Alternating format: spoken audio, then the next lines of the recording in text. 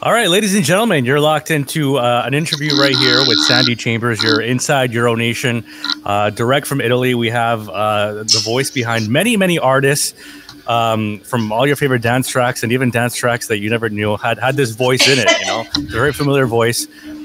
She's living in Italy now. Apparently, she's from the UK. Her name is Sandy Chambers. She's the voice behind Corona, Netzwerk, Benassi brothers. I have a whole list of stuff here. I mean, it's like orange, blue, W. I mean, it's crazy. We're going to talk about all that. So let's welcome Sandy Chambers right here. How Hi, you doing, everybody. Sandy? I'm fine. How are you? Awesome. So we're just gonna, I guess, just have a conversation here. Ask about, your career starting up and what's where that led you, right? So. Let's just start asking questions here about the very beginning. Like, how did you grow up? Where did you grow up? Okay. Okay, I grew up I'm English, obviously, as you can probably hear. I was born in Birmingham and spent most of my childhood in Birmingham and never even thought about going to Italy or anything. But I mean, I always wanted to sing. That was always part of my thing. And then I went to university in Lancaster, still in the UK.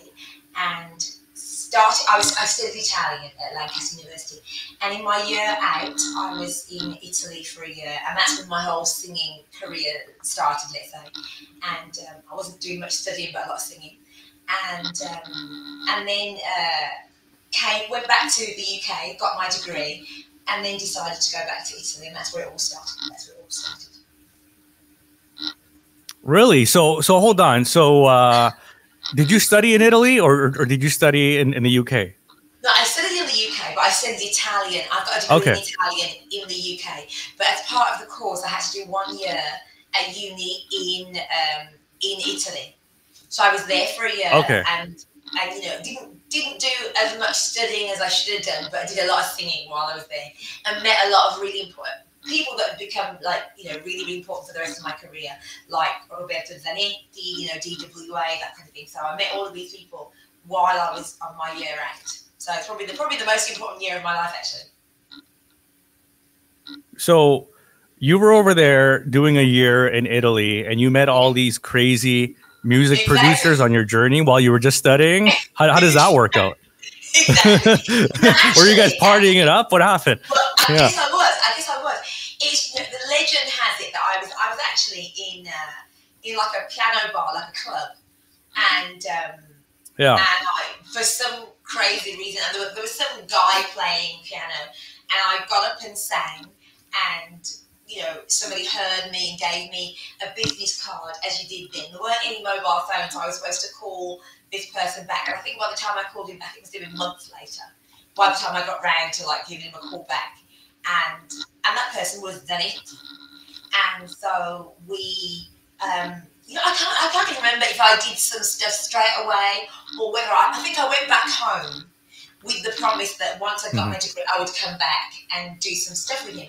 And so I did come back and then got into contact with him, and that's where it all started. I mean, literally, just things happened then, probably a lot easier than now. But it really was just really fortuitous, just met somebody and that was it. That was the beginning.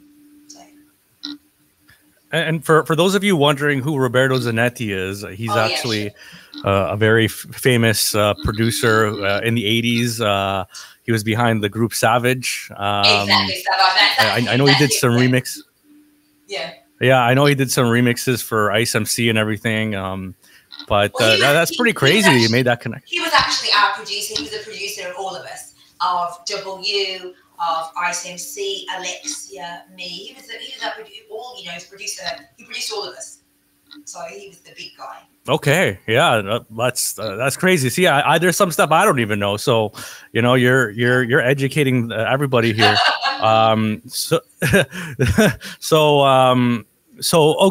Okay. So you studied in Italy for a year. You went there, and then you went back. So, going back to the very, very, very early days in Birmingham, did you grow up around music? What was your bringing up like? Did you want to be a singer? What were you wanting to be? Oh, yeah. I mean, I'm going to tell you a story now. This is like a long time ago. We're talking about a long time ago. Like, I wanted to, I mean, you know, since I was a kid, when I was 5, me and my brothers had like a little band. And I wasn't even the singer. I was like one of the backing singers. And, but, you know, music was my thing. And we used to go and like sing in little competitions. I mean, I was a kid. Little competitions and like little shows, and I'd always bring like school productions. I was never like the lead, but I was always in school productions. And so yeah, that really was my thing. And I went to university, and I was in about a couple of different bands at university, and it was always a thing I wanted to do. When I was a small kid, me and my brothers used to listen to. I think we used to listen to the charts. It's like the top 40. I think the new charts would come out like on a.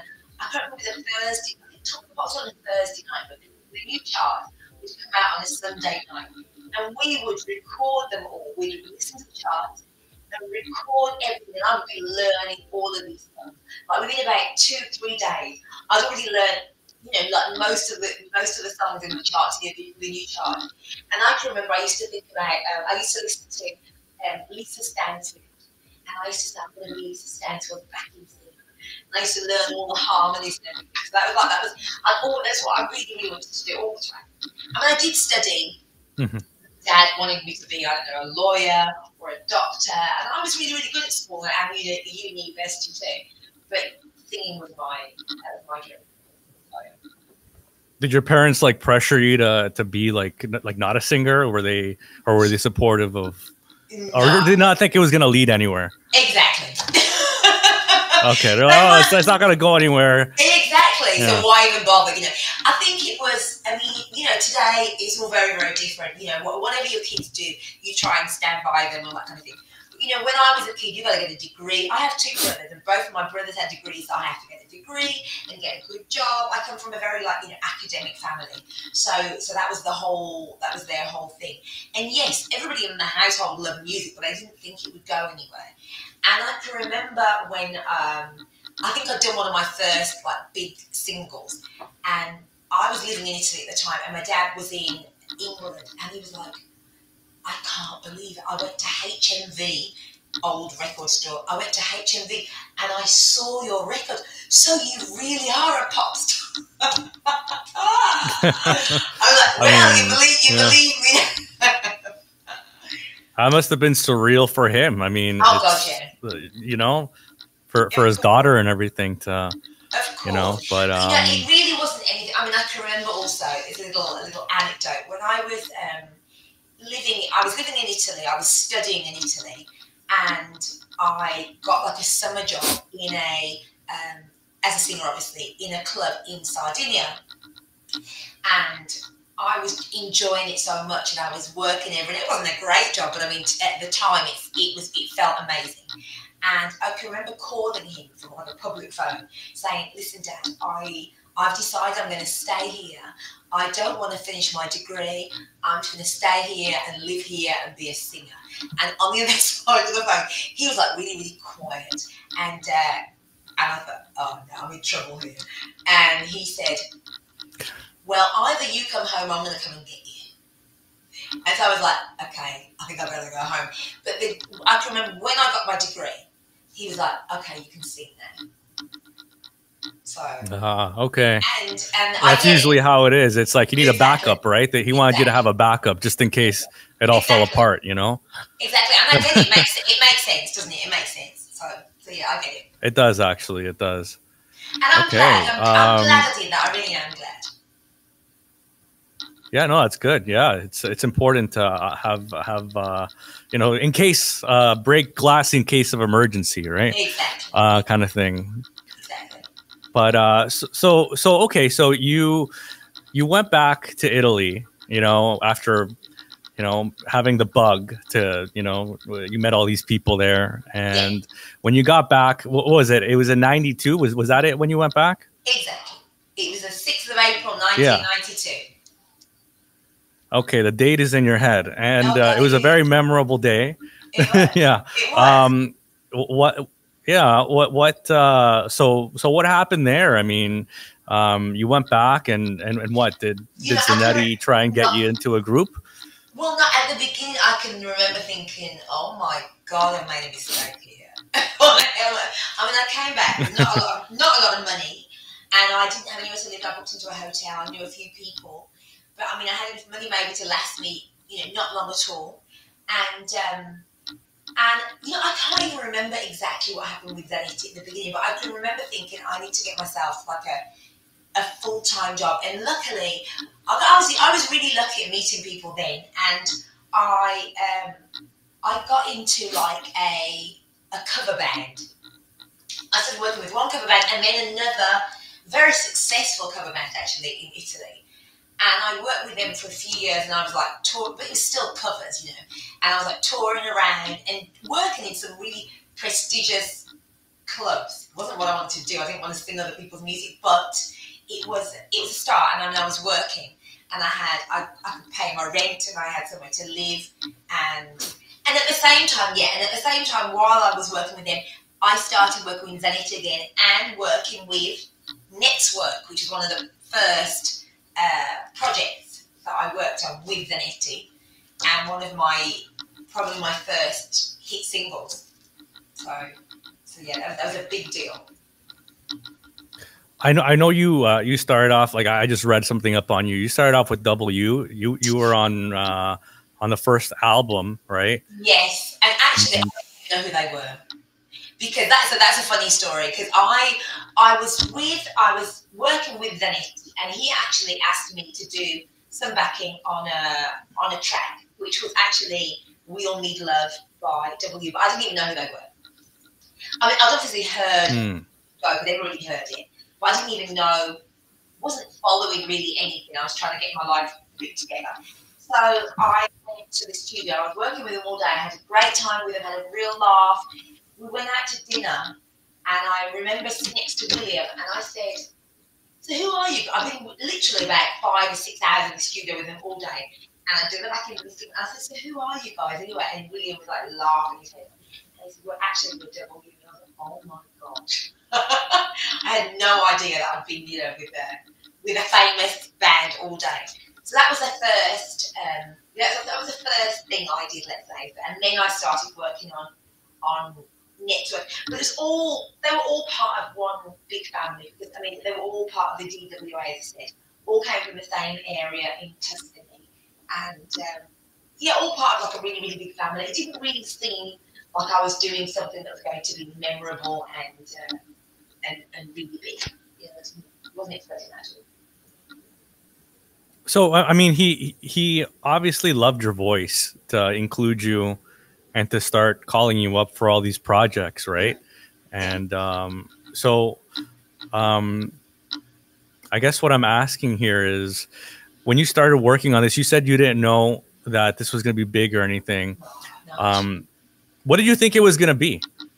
Do you think it was just going to be like a side project? You were going to be singing in clubs, hired for a night here and there, or like what? I don't even think. This is just me being very, I don't know, I just didn't even think about what was going to happen next. I was just enjoying it, loving it, going into, when you're in a studio and you're singing in a studio, and then you go to dinner with all these people, and then you go back to the studio and you record. You don't, well, maybe you would today, but there's no way that you think it's going to be any bigger than that. I mean, obviously today, with technology and social media and everything you do, you could be anywhere, couldn't you? And you do realise the direct line from studio to fame or whatever. I honestly didn't, I don't even know if I'd have done it so successfully if I'd even thought what was going to happen. I was just very, probably naive, and so I went into the studio, tried my hardest. I absolutely loved it, and learned so many things from all these people, and but didn't think where it was going to go. But I can actually remember I went to like a fun fair, and there was like these bumper cars, and I was. Do you call them bumper cars in Canada? Yes. Yeah. Bumper cars. Okay, and I was standing next to these bumper cars, and I'm like, oh my God, that's my voice. And I could hear myself, like I had the radio on or whatever it was. And I thought, I don't believe this.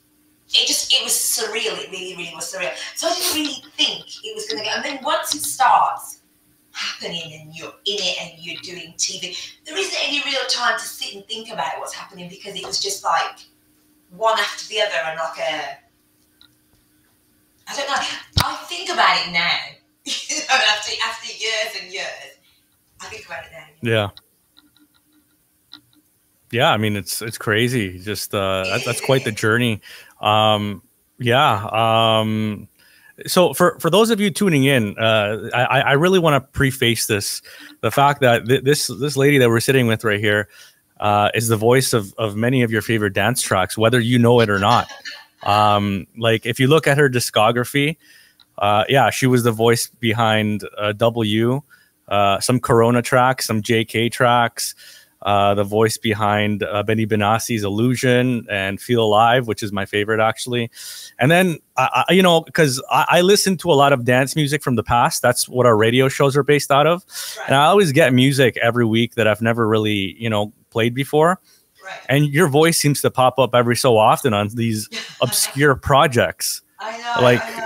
Like M System, Dream Project, like all this Aladino. It's crazy.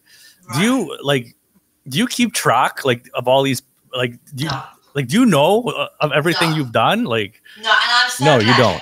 I'm so glad you're asking me like that, because this could have become really embarrassing. Because if you said to me, I love this, and you said, I probably don't even remember what you're talking about. Because this came up with, I did a big interview with an Italian DJ producer, and he was talking to me about, and so many songs, and I hadn't got a clue. Because, as I said, there was a time that, it was a big thing to be like just a studio artist. So I would just go into the studio, sing a song, literally walk out of the studio, and probably never hear the song again. Or maybe hear it on the radio, or maybe hear it in a club. Not even know the name of the song or the name of the artist that the name they've given to the artist who's singing the song. Because sometimes it wasn't. Well, most times it wasn't my name. That used to happen in the 90s. So, I mean, if I hear it, I recognise myself. If it became really, really, really big, then I know about it. But otherwise, there were hundreds of songs that I sang. I haven't got a clue. So what was going on back then? Did some producer just call you up and we need a vocalist, come sing, and then you just went in, you got paid, and then you never heard from them again? Is that what happened? That is exactly what happened. Oh wow! And in the 90s, Italy was so big in the dance world. I mean, everybody was producing, everybody was doing songs. Everybody was copying everybody else's songs, and I seemed to be one of the people that was getting called all the time. I mean, I used to literally there's some days of the week I would be doing 2 songs in a day. So maybe, there were some weeks, literally 7, 8 different songs, and I couldn't even keep track. But I mean, you'd go to the studio, I'd learn the song, get paid, and leave. Sometimes I would hear from the same producers again, go back and do other songs with them. Sometimes never again. And that was just, and it went on like that for years. I mean, literally years.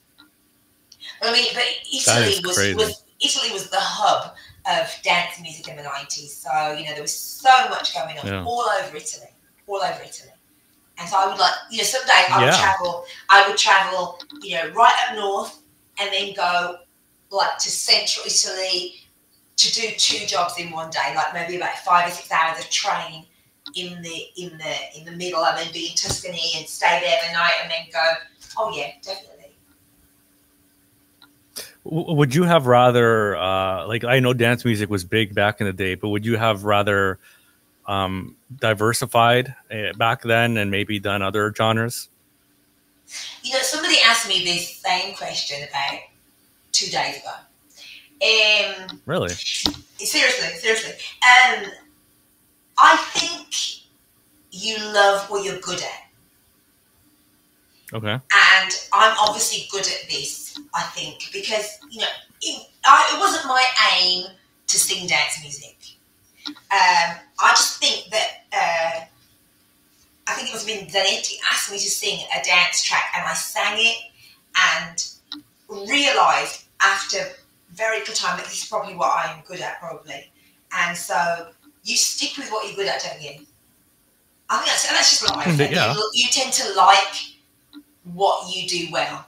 That's just human nature, I think. So I realised that I could do this, and that's what I stuck with. So yeah, obviously, you know, I think everybody would like to do other genres, and I mean, I have some other genres, obviously, probably not as a recording artist, but I mean, I did a lot of live work as I used to sing jazz and blues and soul and funk and all that kind of thing.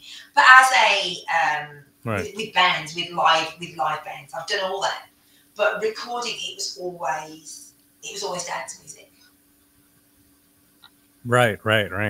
Now, you've done some vocals, and you've sang for a lot of big groups, and I mean, there's no secret that these were big projects, right? But it was kind of like your name was never really there. I mean, was that ever an issue back then for you, or like how did that work? Why were things like that back then? And I have to ask that question. You know, I think it could be a number of reasons. It could be that the singer didn't look good, and then they wanted somebody that looked different to be the face of the single, which was happening all over the world. There was Milli Vanilli and all that kind of thing as well. And that was and we all know how that happened, how that went. So there was that going on. There was also, you know, other situations in which I actually came into projects as maybe not the first voice, and came in as a second voice, so they already had a face of a project and couldn't change it and didn't want to change it. So there were many different reasons why you know, these voices, these ghost singers, let's say, existed. But it was a thing then. It really was a thing whereby, and to me, it wasn't an issue. I'll tell you why. Because yes, it wasn't my face, and I wasn't getting the credit for it. I mean, I was getting paid for everything I did, obviously. I wasn't getting the physical credit for it. But it would mean I could diversify, as in I was singing everywhere and for everybody. And I've always said this phrase, I've been saying this phrase for years, but who needed to know knew. Do you see what I mean? And so everybody that needed to know, they knew. So it was. And it's just I feel like today, like times have changed. I feel that's not really the case anymore. You know, when it comes down to like a big DJ or a producer making music, they usually slot in the vocalist featuring whatever, right?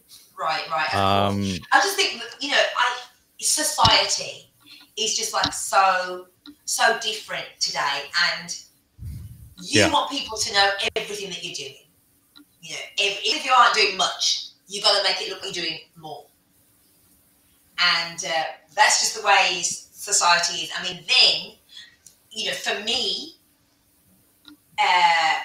it was fine doing what I was doing, because we were like part of the group. So I'm the voice, you're the face. And I've often been at the same show where I'm singing with one project, and the person, you know, who is maybe number one with my voice, or whatever, number two with my voice, is there lip syncing. But it doesn't matter, because we're both working, we're both part of the same thing. We're both, you know, it's not one is better than the other, or look at that, or I feel jealous, nothing like that. Not at all. Right. That's good. And you actually, for those of you who don't know, you actually started a solo career too in the middle of all that under Sandy. Yeah. How did that happen? Well, I think that was always part of the plan anyway. So, you know, I've been I've done featuring Sandy, I've done featuring Sandy Chambers, and then obviously, you know, there is going to be the point where you come out with your own name as well, which is. But that didn't stop me doing other, you know, other voices for as a ghost singer anyway. So I did a bit of everything. I mean, those really were the days in which you would work under any pseudonym, you would just go and do it. You wouldn't really ask yourself a lot of questions. Whereas today, so you'd be like, well, I'm not really sure what I'm going to do this. It's just, you know, it's I'm right. I hope Sandy's collecting royalties from all songs that she's sang. Well, you can hope. Yeah. I sang a lot of songs. Yeah, that's good.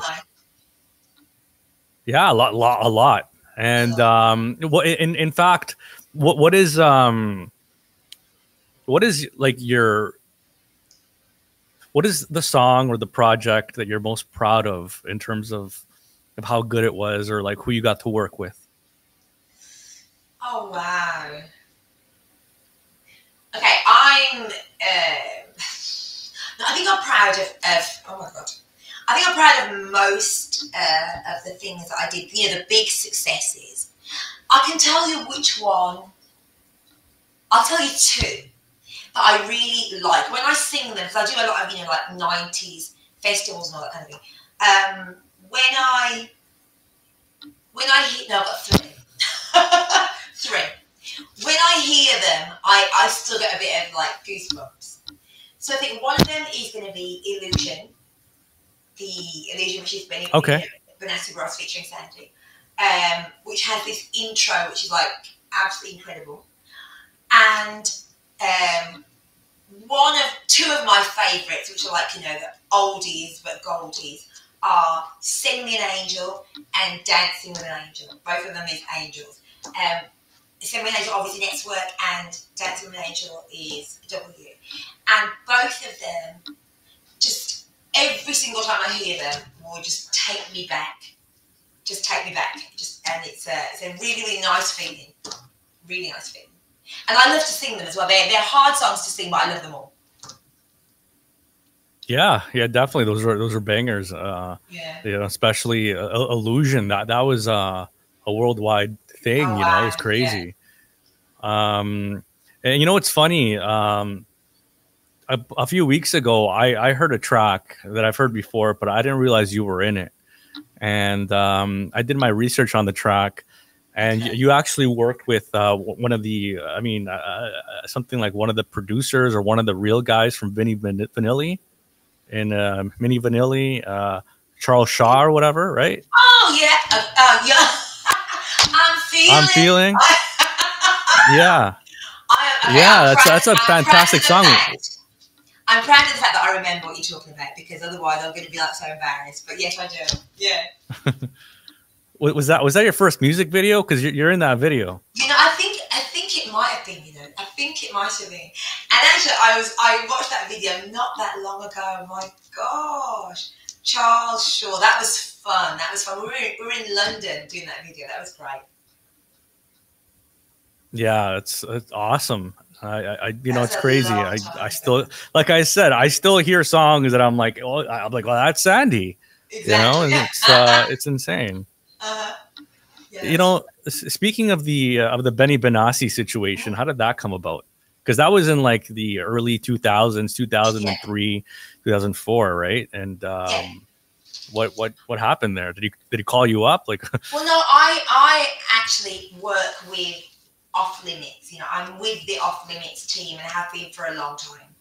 So, and you know, I used to work in the studio with Benny and his cousin. So I'm part of that team and still am. And they're my management team and all that kind of thing. So so I guess I was just there. And Benny was just, he'd done Satisfaction, so he was like becoming big. And then we did this single, and once again I had no idea. Also because Benny wasn't huge then, he wasn't like, you know, huge. And we did this single, and that just blew up everywhere. And that started me touring like immensely in like France and all over the like Eastern Bloc countries and that kind of thing. That was a really big. That was a really big thing, yeah. And then Benny obviously became huge on his, in his own right. He became like huge. But that was and still is a very important part. It was a very different part of my life because before it had all been in Tuscany with the DWA team, and then this was all there in a place called Emilia, which is like a whole new part of my life, like moving away from the Tuscan, connection, let's say, and into there. But this was like a maturer part of my journey, let's say. But I'm still with them now. Have been for the last like 20 years. So. That's awesome. That's awesome. And for those of you in the chat, just a little ticker right here if you want to participate. Before we end this interview, what's your favorite track from Sandy? Let us know. I know there's probably a lot of tracks that I mean, there's so many tracks. It's crazy. And even if you have a question, let me know. We'll put it up on the screen. But okay. So I mean, what? I know for a fact that you're still in the music game. Like I have a photo here. Like you're actually like traveling. You're performing, right? This is where in Peru or Chile? Yeah, in Peru. Oh my God, that wasn't long ago. That was in March. It was in March, yeah, in Peru. In March. What was that like? So you're still performing? Sure. No, that was great. As I say to you, I've never really stopped at all. I've done different things. I've worked as a backing singer for years in Italy, but I've never really stopped. Peru, that was incredible. It was like such a quick. We got there. The next day I was on the stage. The next day we left. It was incredible. Incredible. The people were just amazing. The show. I was with my good friend Anne Lee. Who we travelled together all day. We had a great blast. It was just incredible. That was great. And I mean, I've got. That's awesome. I'm going to. This summer I'm going to Brazil. I've got a few gigs in Spain. Still working. That's awesome. And when you, during your career, when you were doing stuff for all these projects, did you have the opportunity to perform often for groups like JK and Corona, or is it more now where you're getting? I don't know. Like, yeah, are you performing now more or before? When I was working a lot before, it was obviously the 90s stuff at the beginning, and I did some like Netzwerk gigs and some other stuff around. Then like beginning of 2000s, I started, and obviously with W. I mean, I went to Brazil with them for months and months, and we did a lot of TV and shows all around. And then I started, like from, let's say, beginning of 2000, 2001, I think, I started entering into the like Italian world. So I was like working as a backing singer with some famous Italian singers, doing a lot of touring there. But now, the last few years, we've got like a second wave of the 90s. It's like the 90s have all come back. And so now I'm going into the second wave of gigs, but as a ex-90s singer. It's quite funny, actually, because, I mean, it's kind of never stopped. We did it all then, and now it's all come back again. We're going into the 90s again. So I'm and now, I mean, there's quite a lot of work. I don't gig that much because I don't know if you know, but I also have like a singing school. And that takes up so much of my time. It's like a really big thing, which I'm so proud of. And but that's like takes up most of my year. And then when that closes for the summer, then I start doing gigs. So this I was actually going to get into this quickly. In terms of this school, mm-hmm. is it Brescia Vocal Project? Is that it? Like, is that still a thing? You did do your homework. You did your homework. Well, a little bit. I kind of like to keep it off the cuff, but you know, so this Brescia vocal school, like, when did it start? Well, how did that start? I opened the school in 2009. Brescia's a city. Brescia's a small. Well, it's not that small actually. It's a city which is like about an hour away from Milan.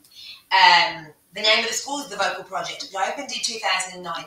But to be quite honest, it was it was just supposed to be like a little sidekick type of thing, you know, like when I'm home from touring, why don't I teach some singing? Also because I'm, you know, I was trained and I do have some, like, you know, professional training as a singer, some formal training as a singer. So why don't I just go and give back some of what I learned? And so, I mean, the school opened, there was like about 20, 30, mainly kids at the beginning when I started, and that just kind of blew up and became like really, really, really big. I've got now over 100 kids, and always have had basically since, well, you know, since it opened. So first year probably about 30 kids, the second year about 60 or 70, and then that was it. And since then it's been like really big. Okay, the couple of years of COVID. My numbers went down. Drumming went down to about 70 or 80, and I was doing them all online. And then, you know, but since then, yeah, it's huge. It's really, really big, and really, it's really important. Also because talent now is off the charts. I mean, you know, some of these. I mean, I say kids. I don't only have kids, but I do tend to have a lot of maybe like from 13 to 25-year-olds, 26-year-olds, and so much talent, so much star quality, really amazing, incredible. Some of them who I am sure you will see on a stage near you very soon. Absolutely. Did you say 70 to 80 students during COVID? Sure, yeah. Yeah. That's a lot of students. I mean, are you the only instructor? Like, I am. But it was all I do private lessons. I do small group lessons, like 2 people, and also I do group lessons where there's 4 of them. But it's still a lot, and it was all online, and it was a nightmare. It was a nightmare. Yeah, no, but even taking the COVID thing out of it, it's just that's a lot of students. You have. Like that's just not like a small school in the wall. That's a school, you know. Like people are. It is. Yeah. It is. Okay. No, that's awesome. I'm extremely proud, extremely in love with all of them, and extremely proud of every one of them. It's great. It really is great. It is great. Okay. And it's exactly what I would have liked to have had when I was their age. That kind of vibe, that kind of school, that kind of energy. It's everything I would have ever wanted. Yeah. I mean, you had your own unique path, you know, which Absolutely. It was great too, you know.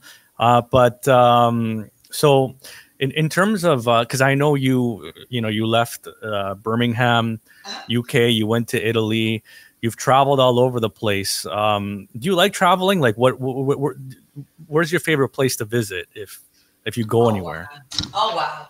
You know, to be quite honest, I've been to so many places and haven't seen a lot of anything. Because you know, once you go somewhere, you get off the plane, maybe go and sleep, you do the gig, and you leave. So I don't really get to see a lot. I mean, I'm going to say to you, when I went to, this is so crazy, because when I went to Peru, we were there literally for like 3 days, but we saw a little bit of things that it was just, oh gosh, it was beautiful. It was beautiful. Also thanks to this incredible road manager, Clem. I don't know if you're listening or you're watching, but you just blew me away. This road manager, he was great. He really was great. And, but I mean, I've been to Russia, obviously. I've been to Kazakhstan. I've been to loads and loads and loads of places, and haven't got to see a lot of. Well, I've been to Brazil. I went to Brazil and I saw a lot of Brazil. I'm going back to Brazil soon, and cannot wait to. I'm going to be there for like 2 or 3 weeks, something like that, and absolutely can't wait. Can't wait. Really, really can't wait. So that's going to be really 2 or 3 weeks. That's quite. Yeah. That's quite the trip. Exactly. Have you been to have you been to North America, or is that kind of like an untouched sandy territory? No, I've been to North America. I've sung in North America, but I've been to America loads of times. But what English people haven't been to America? Come on. I mean, I'm talking as a tourist. I think all English people at some point go to Florida. They go, but also that my mom lives in Florida. So. Oh, okay. Yeah, my mom, she lived in New York, so I used to go to New York every year, and then she went to Florida, and so yeah, so I've been to America many times, but not many times as a singer. I've been a couple of times as a singer. I've been to Canada. I've done a few gigs in Canada. Not as many as I'd like to. I'd love to do more. So if you need me, I'm coming over. Hint, nudge, nudge. Exactly. Wink. And but yeah, I've been to America. Of course, I've been to America. Yeah. Do you visit your mom often in Florida? I haven't been for a few years, but I mean, I'm planning to maybe next year. But I haven't been to for quite a few years. But I love America. Love America. Absolutely. Cool. So this brings me to what you're doing now. Like, I know that you're doing your school, you're performing, you're going to Brazil, you have these performances, Spain, I believe. But you also have some tracks that are coming out. Like, I know that there's a new cover of your baby song from originally from Corona Project, done with Genix. Is that your latest track, or do you have more, or what? No, why don't you plug? Yeah, that was the latest one, actually. That was the latest one, and I'm going to plug that because I mean I was so proud of that single. So very proud. I've been doing a few other things here and there, some things that may be coming out in the very near future. I'm really happy to still be doing this, you know. It's not just, I did it a long time ago, 30 years ago, and I'm just talking about, but it's still very part of my present. So anything I do, even now, as in, backing or singles, I've always got something in the pipeline. So, as you say, watch this space. There's always something new. Yeah. Are you like as keen to working with like, I don't know, are you as keen to working with new producers, or is it just what comes? Like, I don't know. I mean, are you looking for a specific type of project to work on, or are you kind of like just I don't know, focusing on other things? I'm still what I do is still very much what I've always done.